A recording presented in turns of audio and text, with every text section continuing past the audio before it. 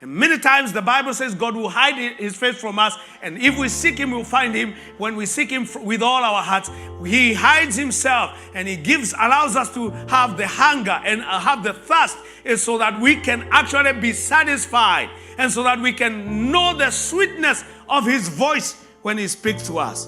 And so sometimes when you are deprived of the chance to hold a child in your hand, you are deprived of the chance to walk down the aisle in marriage. You are deprived of that thing and it's delayed in your life.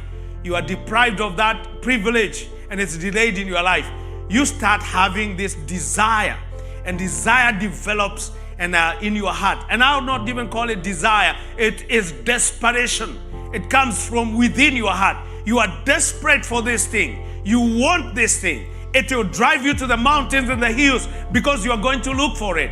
That desperation that is created and that hunger that is created within your heart is sometimes the reason for the silence of God. Many times he will be quiet so that you are going to be desperate for his voice. You are going to need his voice, so that you are going to take his voice as precious. You are going to take his voice as something that you want to hear all the time. It is something that you hold dear when you have not had it. And many times we need to understand that God's silence has a purpose, and the purpose of that silence is to create a desire and a longing for God in our hearts, and that will make us also appreciate his voice and to make our obedience to that voice even more earnest, even more committed, and actually pursuit of God becomes easier when we have come through these times of hungering for his voice and hungering and having a desire to hear him speak to us.